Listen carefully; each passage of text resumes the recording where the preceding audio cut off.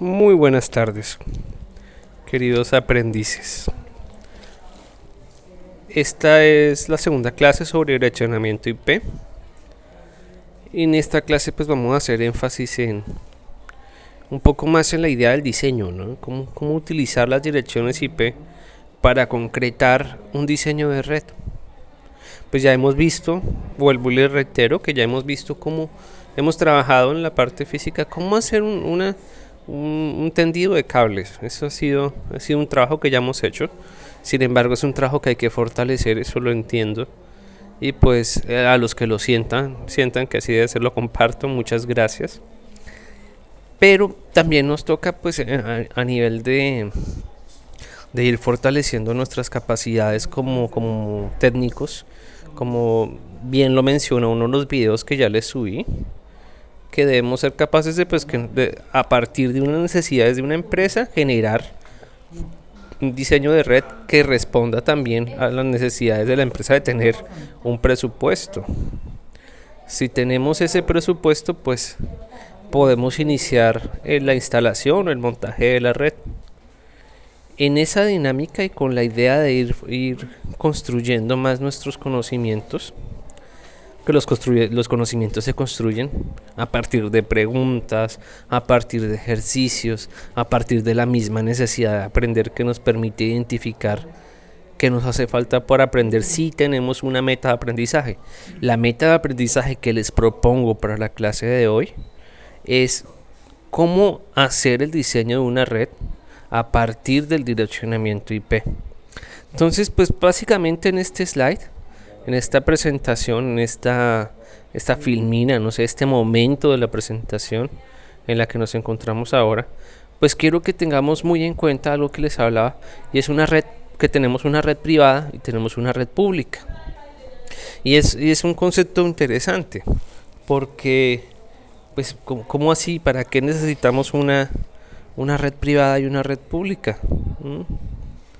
¿Acaso pues no hay suficiente? ¿Por qué necesitamos una red privada y una red pública? Resulta que cuando se generaron las primeras redes, la red IP versión 4, pues se descubren pues que puede llegar a haber más computadores que direcciones IP. Y eso genera la necesidad de tener un direccionamiento público y un direccionamiento privado que responda a toda la posibilidad de equipos, ¿no?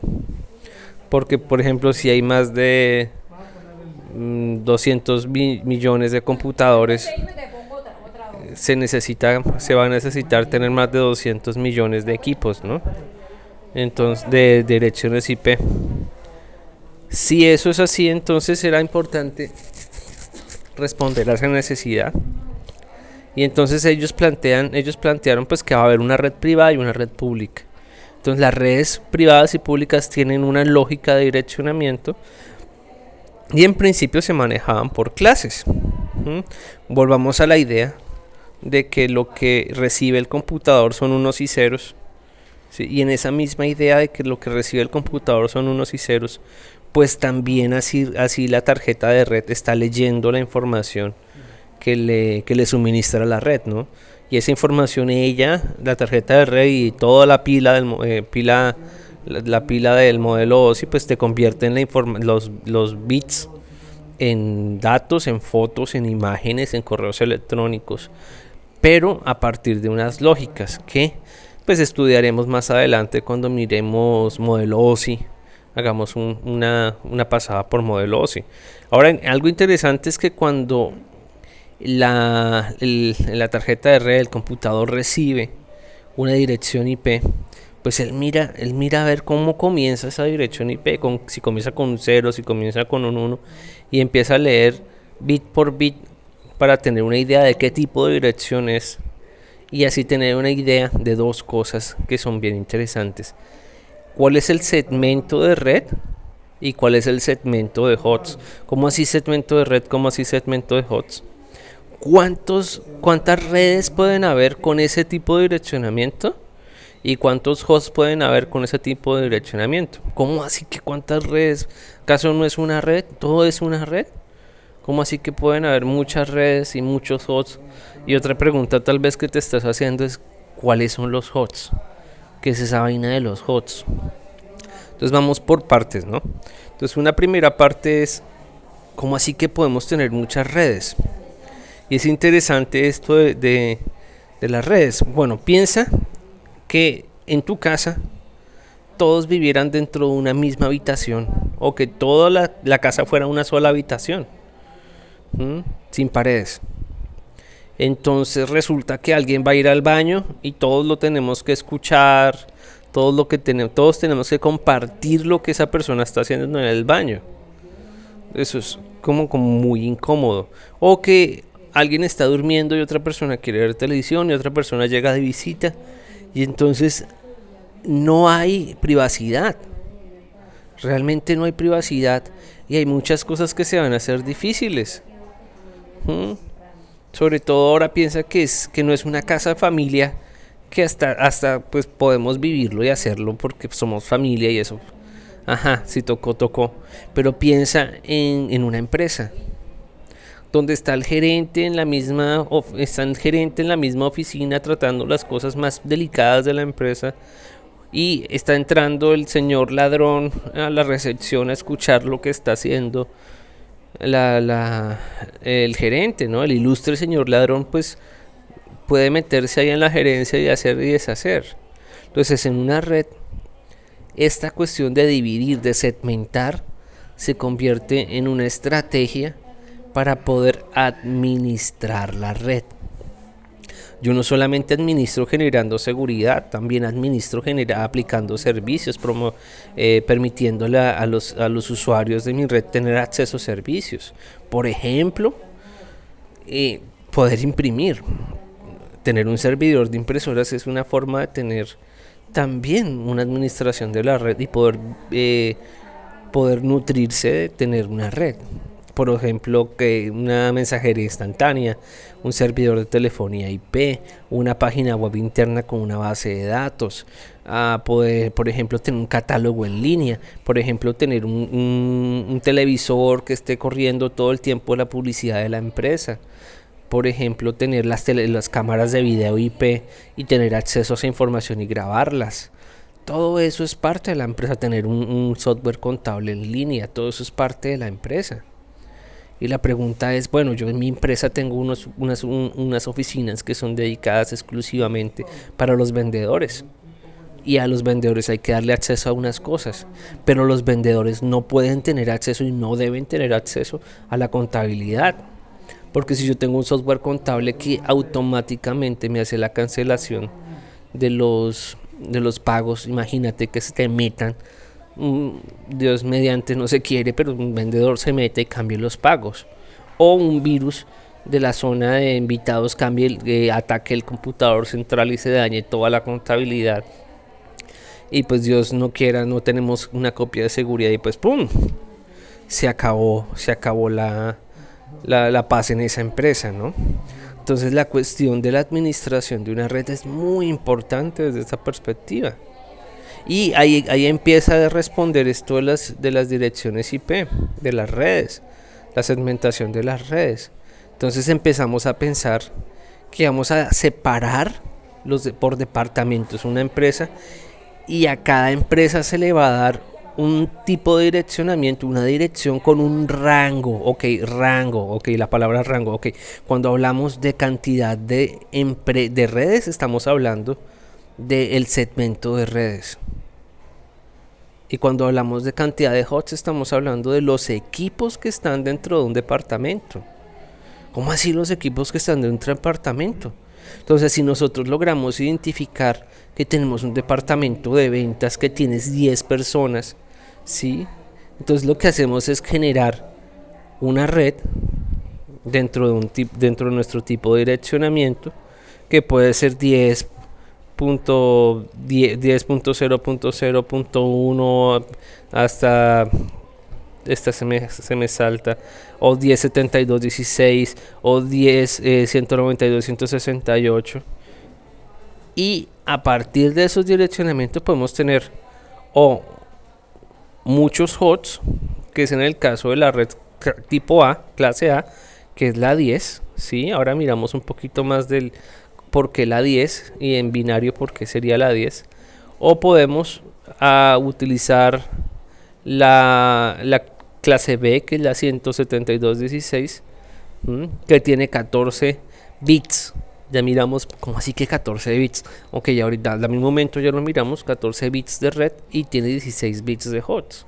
Entonces si tenemos esas dos, podemos empezar a jugar o tener una tipo C que tiene una gran capacidad para tener, o sea, 21 bits de redes, que son muchos tipos de redes, y 8 bits de HOTS. Entonces eso lo hace también muy interesante dependiendo de las necesidades de la empresa o de la red que queramos construir. Entonces, bueno, espero que nos quede claro de esta partecita que las direcciones IP nos van a tener un segmento de red y un segmento de HOTS, que debe, para pensarnos en qué tipo de direccionamiento vamos a utilizar, debemos pensar con cabeza fría en cuántos departamentos hay. Los departamentos de nuestra empresa los vamos a asociar con el segmento de red. Ok, mira, segmento de red, departamento, de segmento de red, departamento, segmento de red, departamentos de la empresa, segmento de red, departamentos de la empresa. Y por otro lado, cuando hablemos del segmento de HOTS o la parte de HOTS dentro de la dirección IP, vamos a estar hablando de la cantidad de equipos que va a tener ese departamento. Si ventas tiene 10, son 10 equipos en esa red. Si administrativo tiene 100 equipos, pues son 100 equipos para administrativos. Si gerencia tiene un equipo, bueno, entonces son 100 HOTS en ese segmento. Es muy importante utilizar direcciones públicas, nos las asignan. Esas no las asignamos nosotros. Yo le puedo comprar a UNE, yo le puedo comprar a Movistar, yo le puedo comprar a cualquier ISP. Ok, ISP, ¿qué es eso, profe? O sea, ISP es proveedor de servicios de internet. Y el proveedor de servicios de internet es Telefónica, es UNE, cualquiera de estas empresas. Ellos te pueden dar una dirección IP pública, ellos te la asignan, te van a decir, esta es su dirección IP pública, ¿listo? Ahora, lo que nos interesa a nosotros como en el ejercicio del diseño de una red es la dirección privada. Ok, listo. La dirección privada son las direcciones que yo voy a configurar dentro de mi red. ¿Cómo así dentro de mi red? El ISP o proveedor de servicios de internet nos va a asignar un equipo, y este equipo generalmente es un router. Si es por fibra trae un transceiver, un modem, y si es común y corriente pues es un modencito de estos que le dan uno en la casa, y del cable que sale hacia el muro, ese es responsabilidad de ellos. Del cable que llega del muro del router hacia adentro es responsabilidad de nosotros. Como así? Ellos, la mayoría de las empresas, para evitar problemas administrativos en redes muy pequeñas o redes muy chiquitas, pymes muy pequeñas, dicen, no, mira, nosotros vamos a administrar la parte de los equipos, ¿no? Del router. Si tú quieres tener otro router, ponlo, pero la configuración de este equipo que nosotros te integramos la manejamos nosotros y no tú. Entonces, pues bueno, eso hasta nosotros nos quita un poquito de carga.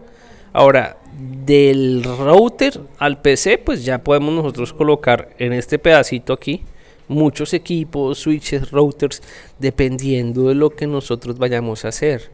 Ok, como veíamos en los videos de clase que hemos tenido anteriormente, pues podemos reconocer que, hombre, el switch va a permitir la conectividad de los HOTS o equipos de cómputo, ya sea una tablet, ya sea un PC de escritorio, ya sea una impresora, ya sea un servidor, ya sea una cámara IP, ¿sí? Cualquiera de estos equipos, ya sea un teléfono IP, ya sea cualquiera de estos equipos, ¿no?, que tengan Ethernet.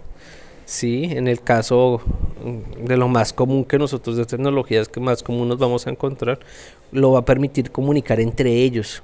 Y lo mismo tienen algunas funciones de los access points, de los AP, de los Wi-Fi. Ellos nos van a permitir comunicarnos entre equipos, ¿ok? Entonces, para que el switch funcione, pues el switch va pegado, va colgado a un router que se encarga de pasar los paquetes de una red a otra. ¿Cómo así, profe? Ok, miramos que yo puedo tener muchos tipos de red, tengo un segmento de red y puedo tener muchas redes, ¿no?, configuradas. Pero si yo necesito, por ejemplo, mandar un paquete de la red de los empleados a la red corporativa, necesito un equipo que haga el paso, que transfiera, que mande, que coja los paquetes de una red y los ponga en otra. Sí, solo sí cumple con los requisitos de seguridad, que puede ser ninguno, simplemente dele el paso.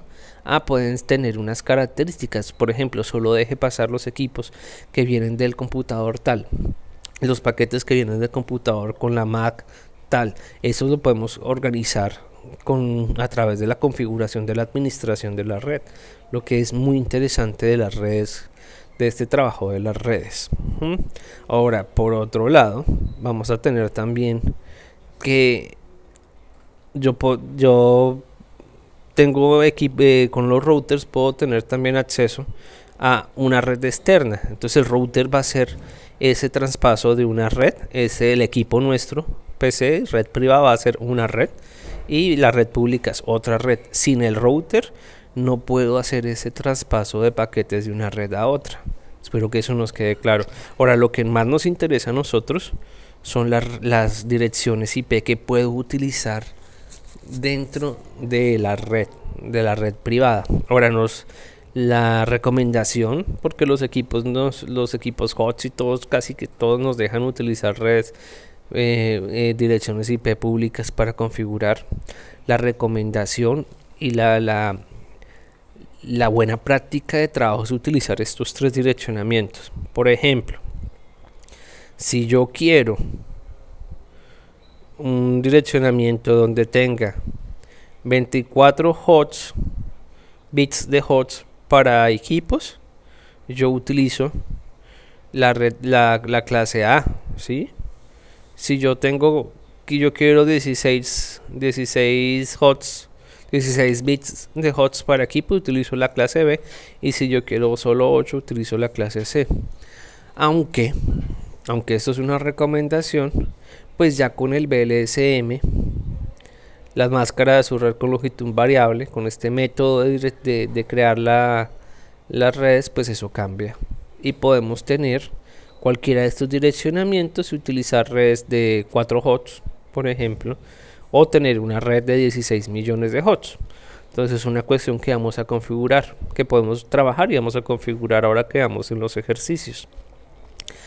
Importante tener esto en mente, ¿no? Yo puedo tener una red de administrativos si yo tengo un router, yo tengo una red de profesores y una red de alumnos, y las 3 utilizarlas con diferentes tipos de direccionamiento. El router se va a encargar de pasar los paquetes de un lado a otro. Ahora, la recomendación es utiliza un tipo de direccionamiento dependiendo de tus necesidades y trabájalo hasta donde puedas, ¿sí?